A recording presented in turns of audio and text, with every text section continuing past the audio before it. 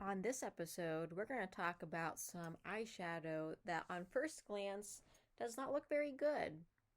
And that would be the LA Colors 3-color trio eyeshadows. I think they go by a couple of different names floating around, but mine said 3-color eyeshadows from Dollar Tree, and I collected all that I could find. I'm going to tell you about it for sure. So, if you've ever found yourself in Dollar Tree and you're standing in the makeup aisle, and you're looking at these palettes, you're probably really harshly judging the packaging, especially the good old classic sponge tip applicator. Why brands in the year of our Lord 2026 still insist on putting these in eyeshadow palettes is beyond me. And I will tell you, the smell, the way that these palettes smell is very nostalgic for me, is where I really got started with eyeshadow would be those palettes that had all these colors in them that only came out at Christmas time. If you know, you know, but they have that cheap makeup smell. And it really just takes me back to like high school, you know? So I get it. These look really scary. You probably think that they are nothing but chalk in a clear plastic package. But I've heard some good things about these trio eyeshadows over the years, and that prompted me to give them a try. I've actually heard some very popular beauty gurus, review them and say how surprising they are. And I don't know if I'd go that far to say that, but I was able to get how many here? 6 different shades. There's probably more than 6, but you know how it goes. You find what you find in your Dollar Trees. And I tried all of them. I have tried every single one of these shades on my eyeballs. I'm going to tell you about them, okay? And I will give you a little teaser here and say this is LA Color's second best eyeshadow formula. There is a number 1. I have tried it, but I haven't reviewed it yet. So you'll have to stay around if you want to hear about that. Let's go over my first impressions. They're tiny. They are functional. So these are classic 3-pan trios. They've actually been in Dollar Tree for quite a few years at this point. The layout of them suggests you're getting a complete look in a compact, right? You would think, okay, they're going to give me a trio with the sponge applicators. I'm going to get the lid shade, the crease, maybe something to add a little drama. Well, the color stories are not that cohesive in quite a few of these palettes. They don't inspire me. I don't think they work that well together in some instances. So when I'm putting them on, I'm making it work for the sake of demonstration. The shimmer shades do have an overspray. You're going to notice it immediately. It makes that top layer look extra shiny and smooth. Then it's going to settle down a little bit, but they're still okay. It's not like one of those products where all the overspray comes off in one pass and there's just no shimmer. It's there, it just looks a little less impressive in the pan. Okay, so the shimmers are not crazy metallic foils. They're not the wet look or any of that, but they work. They're not gritty. They're not chalky or chunky. They simply work. So, Dollar Tree, $1.25, that's already a win. Now we'll talk about the formula and the performance, though. A little bit better than you might be expecting. So what really surprised me about these in testing all of the palettes is they have buildable color. Not that much fallout, minimal kick up in the pan. They're not a dusty mess. I can't say that anything is patchy. They do blend fine.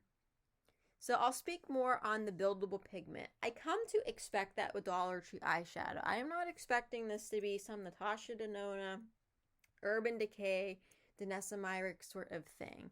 I don't expect it to even be like a Wet n Wild sort of thing, okay? You do gotta work with these palettes to get them there. That's okay, that's all right.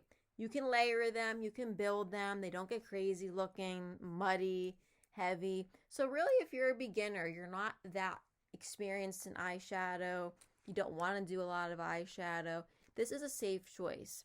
The palette that is the worst out of the 6 is Iris. I think the shades are really pretty and they almost have this like, I don't know how to describe what's going on with the shades. There's something metallic in there if you look really closely. It kind of makes me think of Wet n Wild Comfort Zone and some of the shades in there, but very subtle. Another, if you know, you know.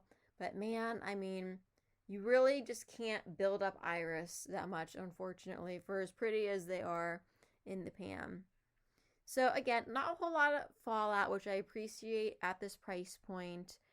Really, at this price point, a lot of shadows can end up being just messy and powdery. These are controlled. Nothing bad happens when you put your brush in. Nothing is patchy. I'm not struggling to blend them. I'm not getting bald spots, bare areas. I don't have to fight outside of iris to really make them work. So they're usable, okay? Swatches and shades. You have to be reading the Substack to see them, but I am showing Desert Rose, and that one is more of like an orangey, warm palette. It has a matte and 2 shimmers. Then you have Iris, where they're giving you like a lighter pink, a more mauve pink, and a purple, and they've got something kind of a kiss of that metallic kind of chromy look to them, but man, they just don't build well on the eye, okay? We have Lotus, where we have a bright blue, a bright kind of teal, and more of a like a golden champagne, and they're all shimmers. I mean, the blue and the teal really pop. I would say the shades do blend together on the eye. They don't stand out all that well individually. Moonflower is yield, white, gray, and black, all metallic. It just kind of takes me back to how maybe I would have worn eyeshadow many years ago with that color palette. Tumbleweed is going to be your neutrals. So you have a brown matte shade.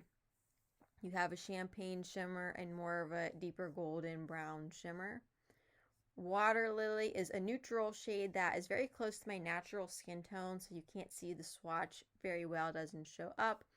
A shimmery reddish pink and a matte like brown with a pinkish base shadow. So the biggest concern for me, again, is really the color stories. They're not necessarily cohesive or inspiring. I think if you were to collect a bunch of these and put them all on your vanity, you might be better off kind of combining them into a giant palette and picking from several of them. Am I going to do that? Probably not. I mean, at the end of the day, at the beginning of the day, when you're getting ready, I just don't feel like all of that. If it's not all in one palette, I just don't feel like doing the mixing and matching. I don't have a lot of time. Maybe that's for you. It's not really for me. I would just rather see them, and maybe I'm asking way too much for this price point, to see them be a little bit more curated thoughtfully. Something that you can look at and say, okay, I see the vision here. Can I really say the palette has anything to do with iris? What's a moonflower? What should a tumbleweed look like? I don't know. They're just slapping names on things. But ultimately, they're usable. They're fine. They're decent. So who are these for? Who should take the plunge and buy these?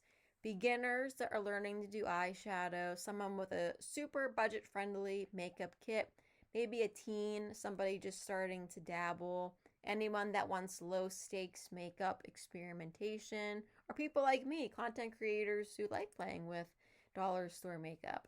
And they'd be good for travel, so say, you lose one, you break one, whatever. I mean, they're replaceable. I can't go on a trip without seeing $6 trees, so you're good to go.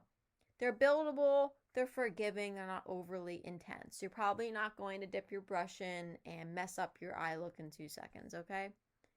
So when I'm thinking about LA Colors more as a whole, this brand is hit or miss. You may know the eyeshadow is hit and miss. There are particular palettes from this brand I am not going to go near. I will not touch with a 10-foot pole.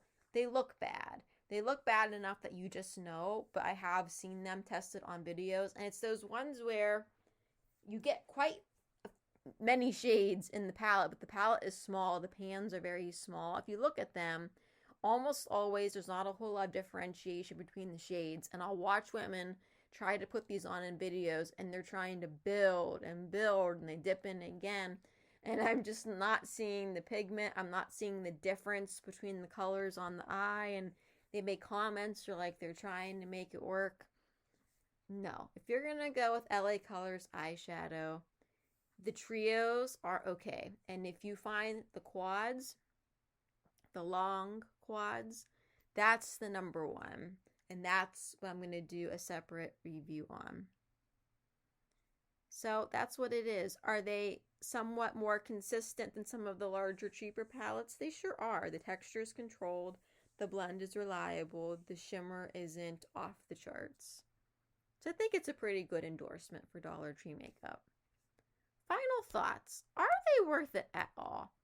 For $1.25, you get what you pay for, and I think they are very representative of $1.25 or $2 makeup. If I'm going to start getting into kind of like the $4, $5 land, I'm going to expect a little bit more. Okay? They're not revolutionary. This isn't like, bam, Instagram glam, slap that on my feed, and it's going to do great sort of thing. Okay? This isn't your Cara Beauty buttery indie eyeshadow. It's just not. They're functional. They blend. They work. They don't patch. They don't create all this fallout. When the overspray is gone, they still look nice. They work. So really, it's the color stories. Do they inspire me? Are they fully cohesive? No. Sometimes I feel compelled to want to pull from other shades and other palettes to make it all come together. But you know, you got a budget. You're a budget girly. You want some low-risk makeup? They're solid. This isn't the best thing that LA Colors has ever done. It's not their worst. They're probably not getting a Grammy for it, okay? But you know what? It's really that sweet spot when you're in the Dollar Tree makeup aisle. Maybe you want to pay attention to them. So with that being said, you know, I tested these 6 shades. So far, I'm keeping them. I put them back in my drawer. I almost got rid of them. Believe it or not, I just didn't think like, okay, versus everything that I already have, are they life-changing? No. And that's the type of product that I get rid of if they don't add something to my ridiculous collection. But then when I decided I was going to do Dollar Tree as an ongoing topic, I said, let me keep them. And they're okay. There are some pretty colors in there. So I want to know, will you try these? Have you tried these before? Do you actually have a trio that you would call your favorite and that you go back to? I want to know. And that's it. Simple as with some of this Dollar Tree makeup. It's not something that you can always talk about for hours on end, but it is what it is. So what should I do next time? Should I do the other LA Colors eyeshadows or something different? What do you want to know about? If you want to know about it, I've probably tested it at some point and I probably have an opinion. So guess I'll keep you guessing. Until next time, I'll see you.